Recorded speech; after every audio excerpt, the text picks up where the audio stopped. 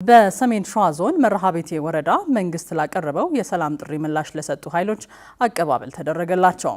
በተሳሳተ መረጃ የጥፋት መንገድ መከተላቸውን የገለጹት ለሰላም ጥሪው ምላሽ የሰጡ ኃይሎች የበደሉትን ሕዝብ ለመካስ በቁጭት እንደሚሰሩ ተናግረዋል። ኢብራሂም መሐመድ ተጨማሪ አለው። በሰሜን ሸዋ ዞን መርሃቤቴ ወረዳ አለም ከተማ አስተዳደር መንግስት ላቀረበው የሰላም ጥሪ ምላሽ ለሰጡ ኃይሎች አቀባበል ተደርጎላቸዋል። በአቀባበል ስነ ስርዓቱም የሃይማኖት አባቶች፣ የሀገር ሽማግሌዎች፣ የክልል የዞንና የአካባቢው አመራሮች ተገኝተዋል።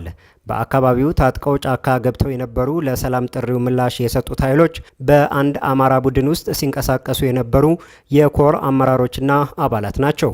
ታጥቀው ጫካ መግባታቸው የህዝቡን ሰላም መንሳቱንና አካባቢው ተረጋግቶ ወደ ልማት እንዳይገባ ማድረጉን ተናግረዋል። ሻምበል ግርማ ዘነበ እባላለሁ እና በተፈጠረው ችግር የሰላም አለመረጋጋት ሁኔታ ያው ፍራቻ በማዘል ወደ በረሃ ወጥቻለሁ። ወደ በረሃ ወጥቼ አንድ አመት በላይ አስቆጥሬያለሁ። በዚህ አንድ አመት ውስጥ ብዙ ስራ መስራት ይቻላል። ለሀገራችን ብዙ ልማት ማልማት ይቻላል። ብዙ ስራ መስራት ሲቻል ግን ያላስፈላጊ በተሳሳተ መንገድ በረሃ ላይ ቆይተናል። ስለዚህ ይሄ ለዞናችንም ብሎም ለክልላችን ትልቅ ጉዳትና ትልቅ ኪሳራ ያመጣ ድርጊት ነው። ይሄንን ለህዝባችን ለህብረተሰባችን እስካሁን ባጠፋ ነው ኪሳራና ጉዳት ይቅርታ እንጠይቃለን። ዘሪሁን ገብሬ ወይም ቸኮስ እባላለሁ። አመት ከ4 ወር አካባቢ በረሃ ላይ ነበርኩ። የከተማዬን ብሎም የወረዳውን ሰላም አውከናል፣ ረብሸናል። አሁን ግን ሰላም ለመንግስት ጥሪ አድርጎልን በሰላም ገብተናል። ከመንግስት ጎን ሆነን ከማህበረሰባችን ከአመራሩ ጎን ሆነን ሰላም እንመልሳለን። ያበላሸነውን እናስተካክላለን።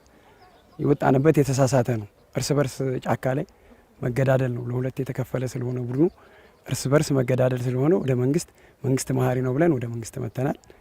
ሰላምን ሁሌም ለሰላም እንተጋለን፣ እንጥራለን፣ እንሰራለን። መምህር ግርማ አበበ እባላለሁኝ። የዓለም ፕሪፓራቶሪ መምህር ነኝ። አማራውን አማራ እየገደለው ለምን ይሞታል ያልኩለት ማህበረሰብ እኔው ራሴ እየገደልኩት ወይም ደግሞ እየገደለኝ ሳይ ይሄ ነገር ለካ የተሳሳተ መንገድ ኖሯል። የገባኝ የመሰለኝ አልገባኝም። ስለዚህ ይሄ ነገር ትክክለኛ እንኳን የአማራን ህዝብ ላድን እኔ ራሴ መዳን እንደማልችል ሳውቅና ስረዳ ያው መንግስት ባቀረበው የሰላም ጥሪን ተቀብዬ ያው ወደዚሁ ወደ መንግስት ተቀላቅያለሁ። የሰላም ጥሪ ተቀብያለሁ። በርግጥ በመጣሁበት ሰዓት የሆነ ስጋትና ፍራቻ ነበረኝ። ያው የሚወራው ብዙም ጥሩ ስላልነበረ ዛሬ ላይ ግን ሳየውና ስረዳው ያው ከሚወራው በስተጀርባ ነው ወይም ተቃራኒ ነው። እኔ እውነቱን ለመናገር ትናንትና በጥላት ተፋራጅን ስንፈላለግና ወይም ስንገዳደል የነበረው የመከላከያ ኃይልም ይሁን የፖሊስ የጸጥታ ኃይል የሚኒሻው ዛሬ ላይ እውነቱን ያንን ይቅር ተባብለን ወይም ደግሞ ብሎ አቅፍ ድግፍ አድርገው ሲቀበሉኝ እኔ በጣም ነው ለኔ ሌላ ስሜት ነው የፈጠረብኝ እውነቱን ለመናገር ማለት ነው። ለአካባቢው ሰላም ጠንቅ ከመሆን ወጥተናል።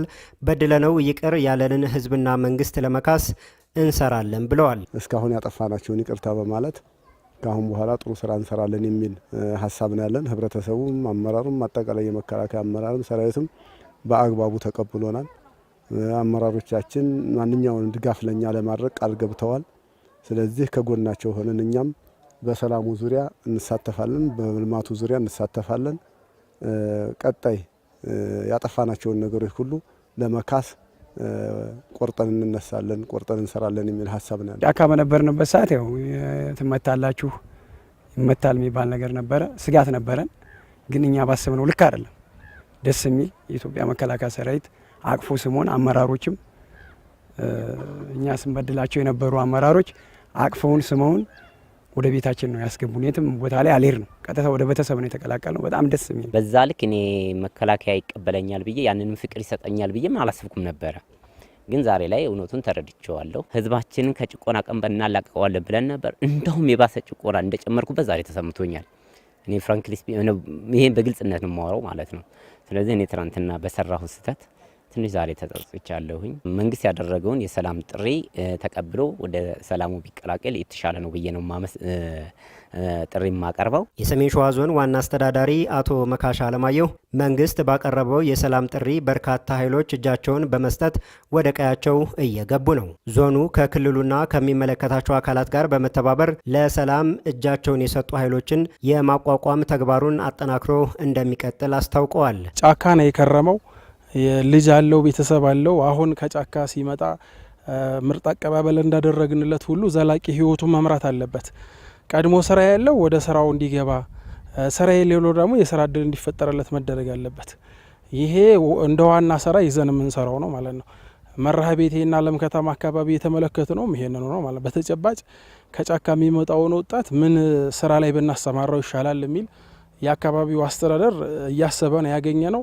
እኛም የምንደግፈው ነው። በቀጣይም የሚመጣው ወጣት በሙሉ ባሉ የስራ አማራጮች የስራ እድል እንዲፈጠርለት እንደ አንድ እቅድ ይዘን የምንሰራው ስለሆነ በቀጣይ ማጠናከረን መንቀጥል ይሆናል ለማለት ነው። የሃይማኖት አባቶች፣ የሀገር ሽማግሌዎች ዛሬም ጫካ ያሉት ኃይሎች ወደ ቀያቸው እንዲመጡ የጀመራችሁትን ጥረት አጠናክራችሁ ልትቀጥሉ ይገባል ሲሉ ዋና አስተዳዳሪው አሳስበዋል።